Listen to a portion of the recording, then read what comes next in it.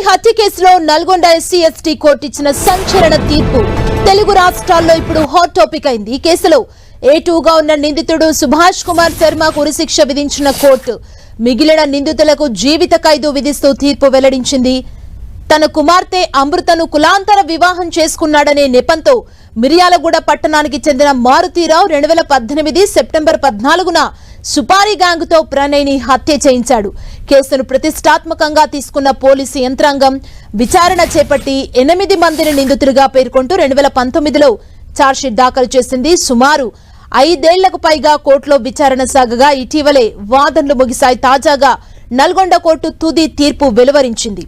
ఈ తీర్పుతో పరువు హత్యలు ఆగిపోవాలంటూ ప్రణయ్ తండ్రి కోరుకున్నారు.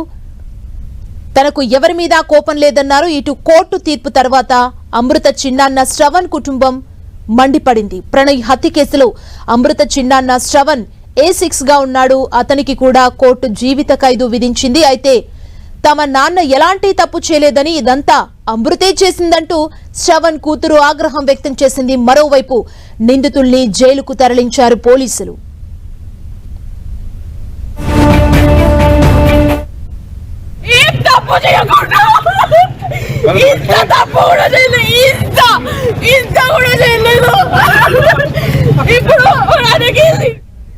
ఇదే అంశానికి సంబంధించి మరిన్ని డీటెయిల్స్ మా ప్రతినిధి చంద్రశేఖర్ అందిస్తారు. చంద్రశేఖర్,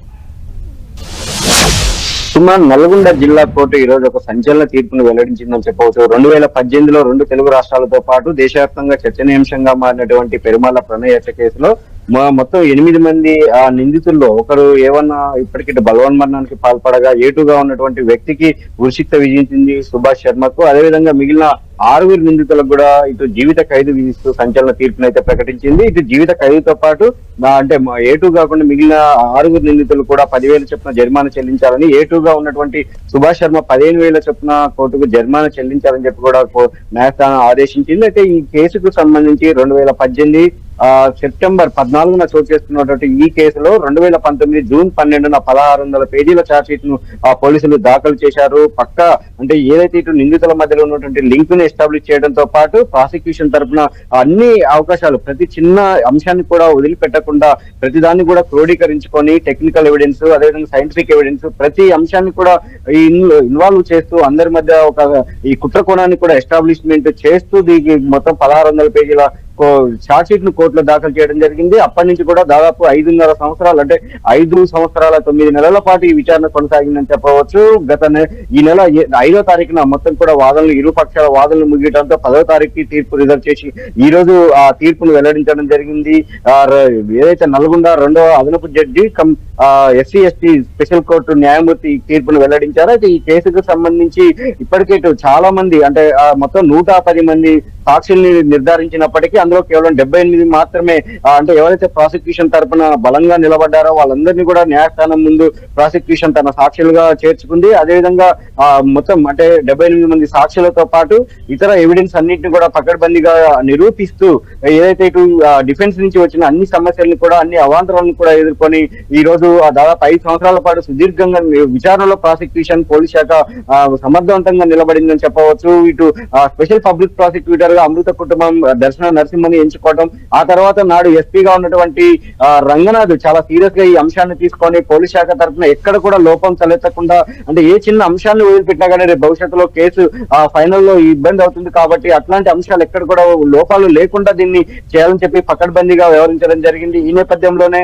ఈ రోజు అంటే డిఫెన్స్ తరఫున దాదాపు 7 న్యాయవాదులు ఉన్నప్పటికీ కూడా సీనియర్ అడ్వకేట్స్ హైకోర్టు నుంచి కూడా వచ్చి డిఫెన్స్ తరఫున వాదించినప్పటికీ కూడా ప్రాసిక్యూషన్ చేసినటువంటి వాదన సమర్పించినటువంటి సాక్ష్యాల ఆధారంగా ఈ రోజు న్యాయస్థానం ప్రాసిక్యూషన్ వాదనని బలపరిచింది. అందుకు ఇటువంటి సంచలన తీర్పు వెలువరించిన పరిస్థితి కనిపిస్తా ఉంది. ఈ కేసుని ఇటు తీర్పును ప్రజా సంఘాలు, పోలీసులు, న్యాయవాదులు అందరూ కూడా స్వాగతించారు. మరొక వైపు ఇటు నిందితులకు సంబంధించి A6గా ఉన్నటువంటి శ్రావణ్ కుటుంబం మాత్రం కోర్టుకు వచ్చి బోర్డును విలపిస్తూ అక్కడ అంటే మొత్తం ఈ కేసులో తమకు ఎటువంటి సంబంధం లేదు, శ్రావణ్కి ఎటువంటి సంబంధం లేని చెప్పి కూడా వాళ్ళు ఆవేదన వ్యక్తం చేస్తూ బోర్న విలపించారు. అదే సందర్భంలో న్యాయస్థానం Okay. ఆ తీర్పు వివరించిన తర్వాత మొత్తం నిందితుల్ని ప్రతి ఒక్కరు కూడా వ్యక్తిగతంగా కలిసిన సందర్భంలో కూడా శ్రావణ్ నాకు ఈ కేసులో సంబంధం లేదని చెప్పి ఆ ఇతర నిందితులు కూడా తమ తరపున తమకు ఎటువంటి సంబంధం లేదని చెప్పి కూడా చెప్పినట్టయితే తెలుస్తుంది. ఓవరాల్ గా మాత్రం ఎంతో ఉత్కంఠతో ఎదురు చూసినటువంటి ఈ తీర్పు ఆ ప్రజా మొదటి నుంచి కోరుకున్న విధంగానే వచ్చిందన్న అభిప్రాయం సర్వత్రా వ్యక్తం అవుతోంది. మరొక వైపు ఇటు బాలస్వామి ఆ ప్రణయ్ తండ్రి బాలస్వామి మాత్రం ఇది కేసుని మీ అంటే హర్షం వ్యక్తం చేసే పరిస్థితి లేదు. ఎందుకంటే మీ తండ్రిని కోల్పోయా, నా మనోడి తండ్రిని కోల్పోయాడు, నేను బిడ్డను కోల్పోయా, నా ఆ కోడలు భర్తను కోల్పోయింది. అదేవిధంగా ఈ శిక్ష వల్ల ఆ కుటుంబాలన్నిటికీ కూడా వాళ్ళు నిందితులు దూరం కావాల్సిన పరిస్థితి వచ్చింది. కాబట్టి ఇటువంటి ఘటన భవిష్యత్తులో జరగొద్దనే తమ కోరిక అని చెప్పి కూడా బాలస్వామి చెప్తున్న పరిస్థితి ఇక్కడ కనిపిస్తా ఉంది. Thank you Chandrasekhar.